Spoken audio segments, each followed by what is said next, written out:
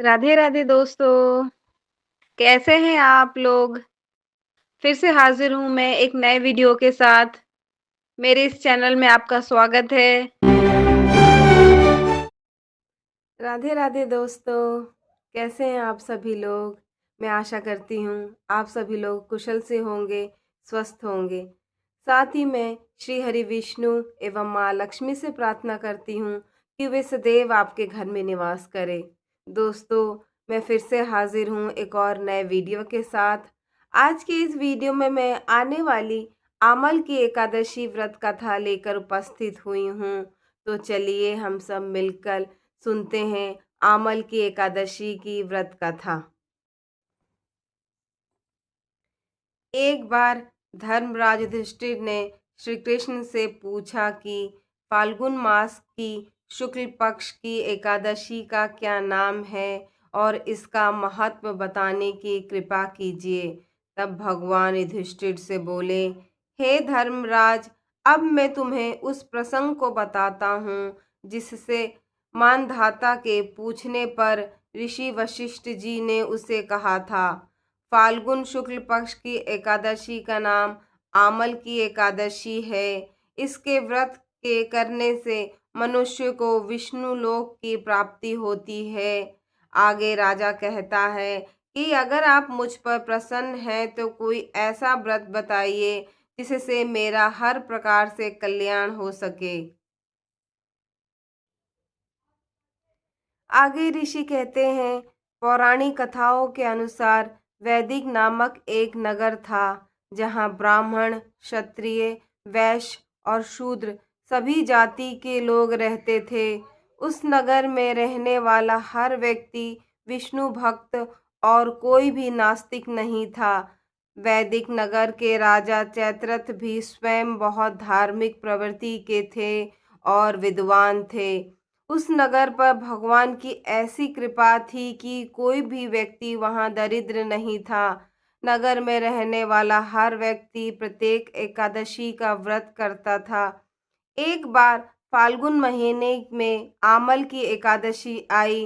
राजा समेत सभी नगरवासियों ने भी व्रत किया और मंदिर जाकर भगवान विष्णु और आंवले के पेड़ की पूजा की।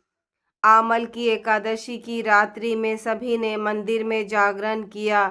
तभी रात के समय वहां एक बहेलिया आया, जो कि बहेलिया घोर पापी था, लेकिन वह भूख और प्यास से व्याकुल था। इसलिए मंदिर के कोने में बैठकर जागरण देखने लगा और विष्णु भगवान व एकादशी महात्म की कथा सुनने लगा।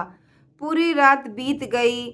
नगरवासियों के साथ बहेलिया भी पूरी रात जागता रहा। सुबह होने पर सभी नगरवासी अपने घर लौट गए। बहेलिया ने भी घर जाकर भोजन किया।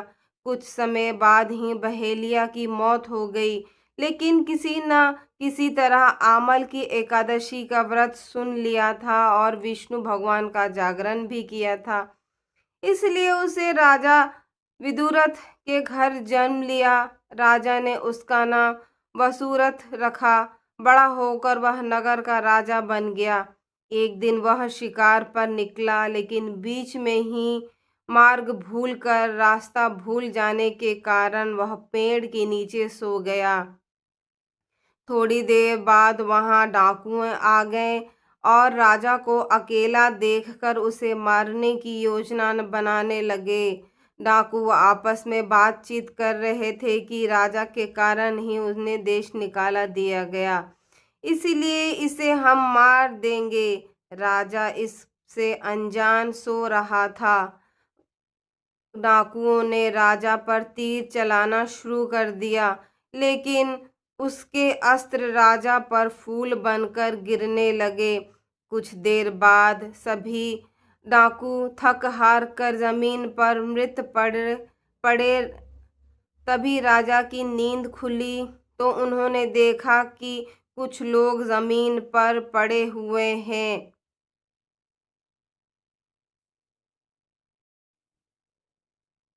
राजा समझ गया कि वह सभी उसे मारने के लिए आए थे, लेकिन किसी ने उन्हें ही मौत की नींद सुला दी। यह देखकर राजा ने कहा कि जंगल में ऐसा कौन है जिसने उसकी जान बचाई। तभी आकाशवाणी हुई कि हे राजन, भगवान विष्णु ने तुम्हारी जान बचाई है।